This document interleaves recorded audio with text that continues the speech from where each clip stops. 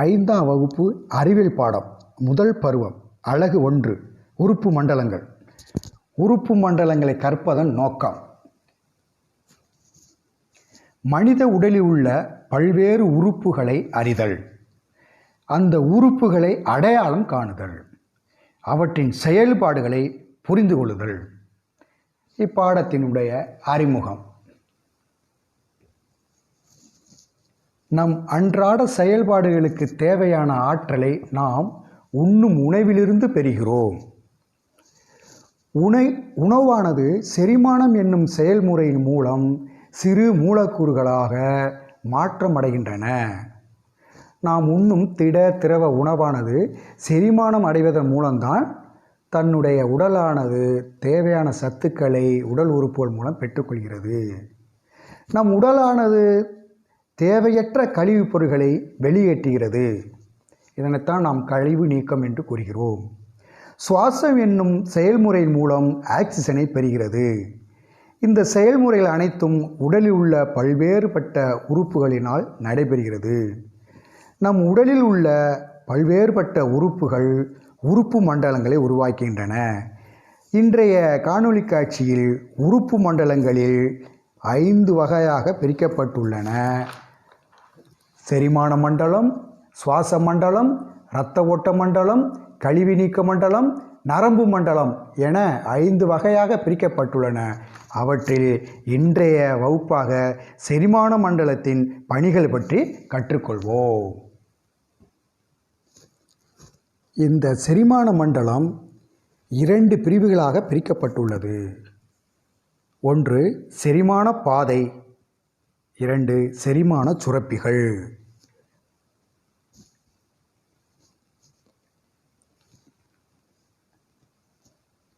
முதலில் செரிமானம் என்றால் என்ன?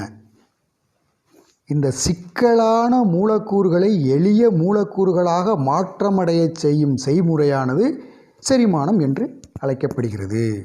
இங்கே பாருங்க இருக்கு, இந்தா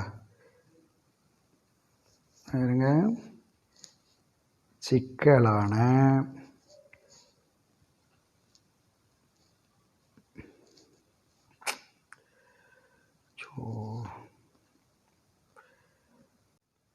செரிமான மண்டலத்தின் முதல் பிரிவான செரிமான பாதை, அதாவது உணவு குழல். இந்த உணவு குழலானது சுருண்ட தசையாலான அமைப்பை உடையது. இந்த உணவு குழல் நமது வாய்ப்பகுதியிலிருந்து கழிவு நீக்க உறுப்பான மலவாய் பகுதி வரை நீண்டுள்ளது.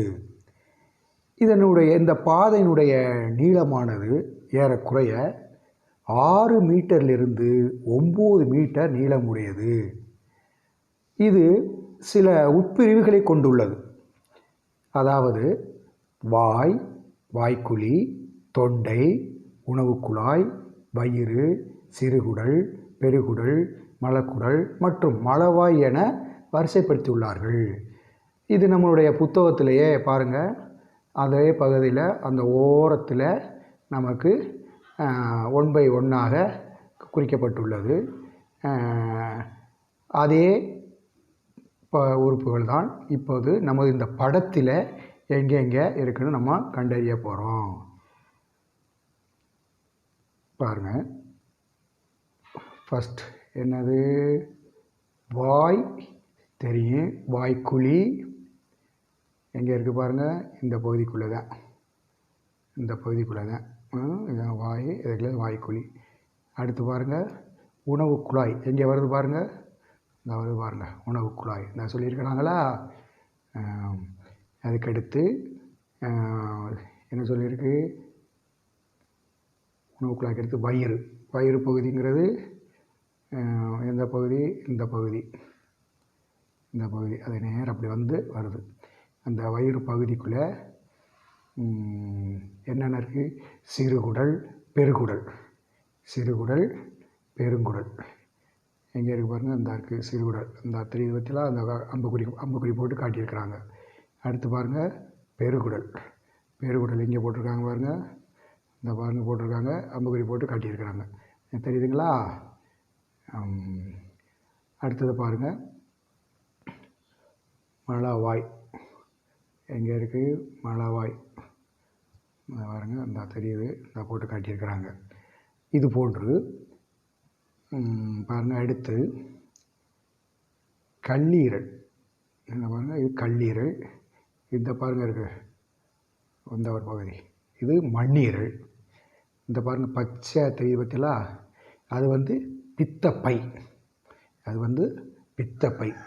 அடுத்து முன் சிறுகுடல் போட்டுருக்காங்க, முன் சிறுகுடல் அவனே பக்கத்தில். இதெல்லாம் நம்ம அந்த படத்தில் அழகாக அம்புக்குறியிடப்பட்டு அதனுடைய உறுப்பினுடைய பெயர்களை அங்கே குறிப்பிடப்பட்டுள்ளது. ஆகவே அதை நன்கு நாம் படித்து கற்றறிய வேண்டும். இதற்கு அடுத்ததாக இரண்டாவது உறுப்பான, அதாவது இரண்டாவது பிரிவு, செரிமான மண்டலத்தின் இரண்டாவது பிரிவு செரிமான சுரப்பிகள். செரிமான சுரப்பிகள் 3 வகைகளாக பிரிக்கப்பட்டுள்ளது. என்ன? உமிழ்நீர் சுரப்பி, உமிழ்நீர் சுரப்பி, கணையம், கல்லீரல். இந்த 3 செரிமான சுரப்பிகள் தான் என்ன செய்யுதுன்னா, நாம் உண்ணுகின்ற உணவானதை ஈரப்பதமுடையதாக மாற்றிக்கொள்கிறது. இந்த உமிழ்நீர் சுரப்பிகளின் நொதிகள் சிக்கலான அந்த ஸ்டார்ச் எளிய கார்போஹைட்ரேட் மூலக்கூறுகளாக உடைக்கின்றன. இந்த பணியைத்தான் இந்த உமிழ்நீர் சுரப்பிகள் செய்கிறது. இந்த உமிழ்நீர் சுரப்பிகள் 3 விதமான உமிழ்நீர் சுரப்பிகள் இருப்பதாக குறிப்பிடப்பட்டுள்ளது. என்னென்ன பாருங்கள், மேலெண்ண சுரப்பி, நாவடி சுரப்பி, கீழ்த்தாடை சுரப்பி. ஆக இந்த 3 விதமான இந்த உமிழ்நீர் சுரப்பிகள் நாளொன்றுக்கு ஒரு நாளைக்கு 1.5 லிட்டர், எவ்வளவு பாருங்கள், 1.5 லிட்டர் உமிழ்நீரை சுமர்ந்து என்ன செய்து சுரக்கின்றன. இது தன்னுடைய உணவை செரிமானத்திற்கு உதவக்கூடிய அந்த உமிழ்நீர் நொதிகளை உருவாக்கி தருகிறது. சரி, அடுத்து கணையம். இந்த கணையம் என்ன செய்கிறது என்றால், கணையம் பாருங்கள், எங்கள் புத்தகத்தில் இருக்கு பாருங்கள், இந்த இருக்குது கணையம். இந்த கணையம் சுரைக்கின்ற கடைய நீர் அந்த கொழுப்பு, புரதம் மற்றும் கார்போஹைட்ரேட்டை செரிக்க வைக்கக்கூடிய செரிமான நொதிகள் அதில் உருவாக்கி தருது. அந்த வகையிலே இந்த உணவுகள்லாம் செரிமானம் அடைவதற்கு உதவி புரிகின்றன. அதே போன்று கல்லீரல் பாருங்கள், கல்லீரல். கல்லீரல் என்ன செய்யுதுன்னா, கொழுப்பை செரிக்க வைப்பதற்கான பித்த நீரை சுரக்கின்றது, பித்த நீரை சுரக்கின்றது. இவைகளெல்லாம் இணைந்து தான் நாம் உண்ணக்கூடிய உணவானது செரிமானம் என்னும் செயல்பாட்டின் மூலம் உடல் உறுப்பானது தேவையான சத்துக்களை பெற்றுக்கொண்டு தேவையற்ற கழிவுப் பொருட்களை மலவாய் வழியாக வெளியேற்றுகின்றன. இந்த சுரப்பிகள், உமிழ்நீர் சுரப்பிகள் எங்கெங்கே இருக்குது என்று நாம் காண்போம். பாருங்கள், படத்தில் பாருங்கள், இந்த பாருங்கள் இருக்குது மேலெண்ண சுரப்பி, இந்த பாருங்கள் போட்டிருக்காங்க, அம்புக்குறி போட்டு காட்டியிருக்காங்க. நாவடி சுரப்பி பாருங்கள், அம்புக்குறி போட்டு காட்டியிருக்காங்க. அடுத்து கீழ்த்தாடை சுரப்பி பாருங்கள், அம்புக்குறி போட்டு காட்டியிருக்கிறாங்க. இது 3 தான் ஒரு நாளைக்கு 1.5 லிட்டர் உமிழ்நீரை சுமக்கு தான். அது நமக்கு நல்லாவே தெரியும். நமக்கு எச்சில் ஊறுதுன்னு சொல்லுவோம் பார்த்தீங்களா, அதெல்லாம் சும்மா அதெல்லாம் துப்பக்கூடாதுன்னு சொல்லுவாங்க பெரியவங்க. இதுதான் நமக்கு உடல் உறுப்புகள், உடலில் உண்ணக்கூடிய உணவுகளை செரிமானத்துக்கு உதவும் அப்படின்னு முன்னோர்களே நமக்கு சொல்லியிருக்கிறாங்க. அடுத்து பாருங்கள், அடுத்த உறுப்பு இந்த கணையம்னு சொன்ன பார்த்தீங்களா, கணையம் இந்த பாருங்கள் இருக்குது, எங்கே இருக்குது, இந்த பாருங்கள் கணையம். அதே மாதிரி கல்லீரல் சொன்ன பார்த்தீங்களா, இந்த பாருங்கள் இருக்குது, அம்புக்குறி போட்டு காட்டியிருக்கிறாங்க. ஆகவே இப்பாடப்பகுதியை நீங்கள் இந்த பாடப்பகுதியை நன்று அதனுடைய உறுப்புகளை கண்டறிந்து நீங்கள் அறிந்து கொள்ள வேண்டும். இதுதான் நமக்கு பாடப்பகுதியினுடைய கற்றலுடைய நோக்கமாகவே நமக்கு சொல்லியிருக்காங்க. அடுத்ததாக இதுவரை நாம் இந்த பாடப்பகுதிகளை கற்றதை நினைவு கூறுவோம்.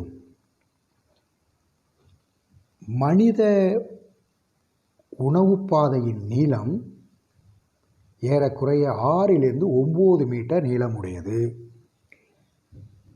தமக்கு தேவையான ஆற்றலை பெற நாம் உண்ணும் உணவிலிருந்து பெற்றுக்கொள்கிறோம். சிக்கலான மூலக்கூறுகள் எளிய மூலக்கூறுகளாக மாற்றமடைய செய்யும் முறையானது செரிமானம் என்று அழைக்கப்படுகிறது. செரிமான மண்டலம் 2 வகையாக பிரிக்கப்பட்டுள்ளன. ஒன்று செரிமான பாதை, அடுத்ததாக செரிமான சுரப்பிகள்.